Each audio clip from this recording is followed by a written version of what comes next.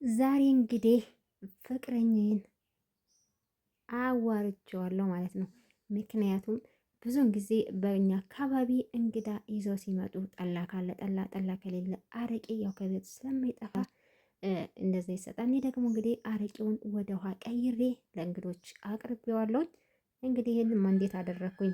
ከዛ እንግዲህ ያው እንደምትመለከቱት በዚህ መልኩ አዘገጃጅቼ ጠብቅ ያለውኝ እንግዲህ ሲመጡ እንግዳውን ምግብ ምናምን ከበሉ በኋላ ነው የሚሰጠው። ስለዚህ ቪዲዮውን እስከ መጨረሻ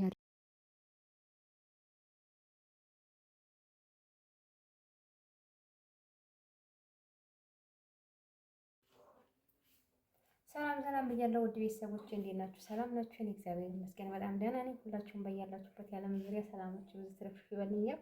ዛሬ እንግዲህ በአዲስ ነገር በአዲስ ቪዲዮ መጥቻለሁ። ቪዲዮውን እስከ መጨረሻው እንድትከታተሉ እየጋበዝኳችሁ ወደ ቪዲዮ ከመሄዳችን በፊት ስለ ቪዲዮ አንዳንድ ነገር ልበላችሁ። እንግዲህ ያው እንግዳ ሲመጣ አብዛኛውን በእኛ አካባቢ ወይ ጠላ ወይ አረቂ ወይ ቢራ ወይ ምናምን ነገር ነው የሚጋበዘው እና ስለዚህ ዛሬ ጓደኛ ይመጣል። ስለዚህ እሱን ይዞ ሲመጣ እዛ ጋ ያው እንግዲህ ቅድም መግቢያ ላይ እንዳያችሁት አዘጋጅቻለሁ ማለት ነው። እንግዲህ ምን ይሰማችኋል? ወይ አንድ ጥፊ ወይ አንድ ቡጤ አይቀርልኝም ማለት ነው።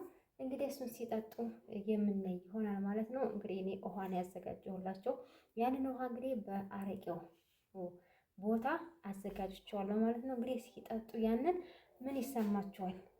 ምን ይሉኛል? ይመቱኛል? ይሰድቡኛል? ይቆጡኛል? ይሄንን አብረን የምናይ ነው የሚሆነው። በቅድሚያ እንግዲህ ያው ለቤት አዲስ የሆናችሁ ሰብስክራይብ እንዲሁም ደግሞ ላይክ የምትችሉ ሸር እያደረጋችሁ አበረታቱኝ። በአዳዲስ ነገር ወደ እናንተ የምመጣ ይሆናል። እንግዲህ ያው የዳታ ሁኔታ ስለሆነ ብዙዎቻችሁ ጋር ቤታችሁ እየመጣሁ እየጠየኳችሁ አይደለም። ነገር ግን እናንተ እስካሁን ከጎኔ ሳትለዩ የምትጠይቁኝ ከልብ አመሰግናለሁ። ቀጥታ ወደ ቪዲዮ እንሄዳለን። እኔ በጣም ነው የፈራሁት ማለት ነው። ምክንያቱም አይቀርልኝም እንግዲህ እናንተ አስባችሁታል። እንግዳ ይዛችሁ ስትመጡ ያልሆነ ነገር ስትሰጧቸው የሚሰማውን ነገር መገመት አያቅትም። እስኪ አብረን የምናይ ነው የሚሆነው። ጥፊም ከተመታው አብራችሁ ትመታላችሁ፣ ካለቀስኩም አብራችሁ ታለቅሳላችሁ። ቀጥታ ወደ ቪዲዮ እንሄዳለን።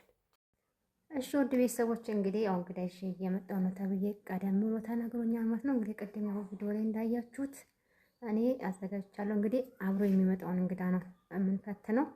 ውሃ ነው ብሎ ይናገራል ወይስ አይናገርም? ከዛ ሲናገርስ እሱ ምን ይላል? ይቆጣኛል ወይስ ይመታኛል?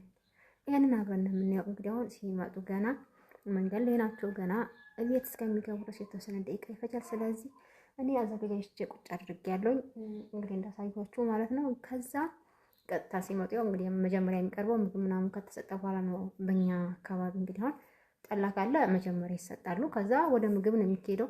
አረቄ ግን ምግብ ከተበላ ምን ከተባለ ካለ በኋላ የሚሰጠው። ስለዚህ ምግባቸውን ሻይ ምናምናቸውን ከሰጣጠውኝ በኋላ ከጨረስኩኝ በኋላ ያንን ያዘጋጀሁትን አረቄ ማለት የውሃውን ማለት እሰጣቸዋለሁ።